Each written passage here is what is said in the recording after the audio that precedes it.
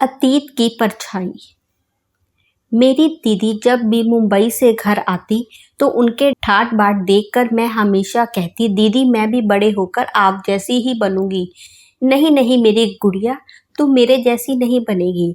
और मुझे अपने सीने से चिपका कर समझाते हुए कहती, तू तो पढ़ लिख कर यही कोई अच्छी सी सरकारी नौकरी कर लेना।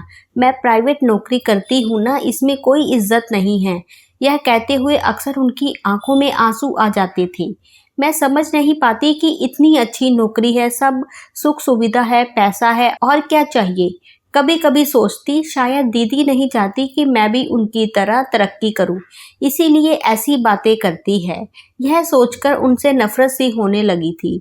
धीरे धीरे दिन गुजरते गए और मैं आईपीएस की परीक्षा पास करके पुलिस अधिकारी बन मुंबई में ही आ गई। दीदी ने कभी अपने घर का पता नहीं दिया था, इसीलिए मैंने भी कभी उनको बताना ज़रूरी नहीं समझा। एक दिन जब मैं डांस बार में रेड डालने गई तो वहां पर दीदी को देखकर उनके आंसुओं का राज समझ में आ गया। साथ ही यह भी समझ में आ गया कि मुझे अपने पास ना बुलाने के पीछे क्या राज था। दीदी मुझे यूं अचानक अपने सामने देख शर्म से गड़ गई और मेरी पिस्तौल छीनकर अपने आप को खत्म करने की कोशिश की, किंतु मेरी तत्परता के कारण वो ऐसा नहीं कर पाई। वहां से किसी तरह उनको निकालकर अपने साथ ले आई। मैंने उनको बहुत समझाया कि आत्महत्या करना पाप है, कायरता है। तो वो बोली, हाँ हाँ मैं पापी हूँ, मैं कायर हूँ, तू जो समझे मैं हूँ, पर अब मुझे जिंदा नहीं रहना है। सब कुछ ठीक हो जाएगा दीदी, मैं अपना ट्रांसफ़र किसी ऐसे शहर में करवा लूँगी जहाँ हमें कोई नहीं जानता हो।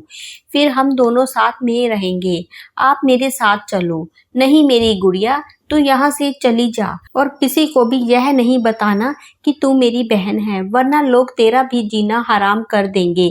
मेरी अतीत की परछाई तुझे भी इज्जत से जीने नहीं देगी। पर मैं उनको समझा बुझाकर अपने साथ ले आई। सब कुछ शांतिपूर्वक चल रहा था। पिछला हम सब कुछ भुला चुके थे। बड़े भाई की शादी हो गई थी तथा छोटे भाई की शादी की तैयारी चल रही थी। डांस का प्रोग्राम चल रहा था। लड़की के परिवार वाले भी वहां पर उपस्थित थे। लड़की के चाचा दीदी को देखकर बोले, अरे वाह, यहाँ तो बार गर्ल को भी बुलाया गया है, पर इस बूढ़ी को क्यों बुलवाया? कोई कमसिन काया को बुलाते तो मजा आ जाता। चलो कोई बात नहीं, सुना है पुरानी शराब और शबाब में बहुत नशा होता है, आज आजमा भी लेते हैं। ऐसा कहते हुए वो दीदी के पास जाकर बैठ गए। जब दीदी ने पीछे हटना चाहा तो बोले, इतना क्या नखरा कर रही है? इस उम्र में भी तुझे पूछ रहा हूँ, एहसान मान मेरा, वरना मुझे तेरे जैसी लड़कियों की कोई कमी नहीं है।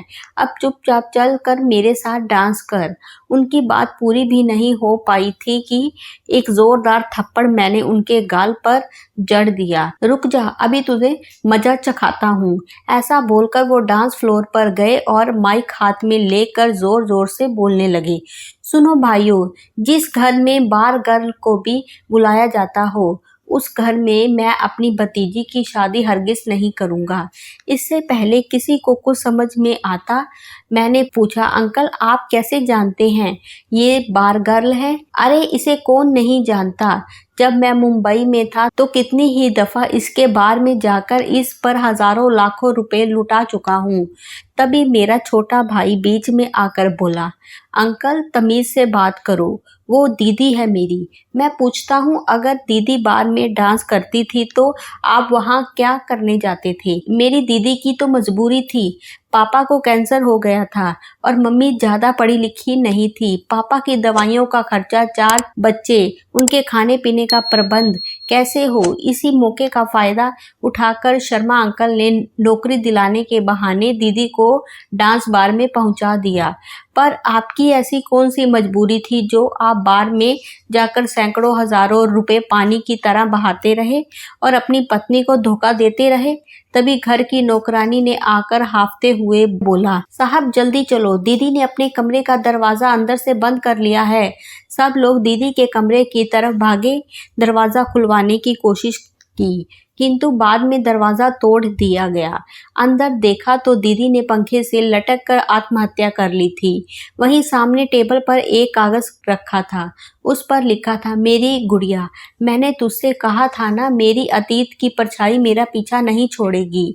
इस दलदल में जो फंस जाता है वो फिर कभी इससे बाहर नहीं निकल पाता। अतीत की परछाई उसका पीछा नहीं छोड़ती है।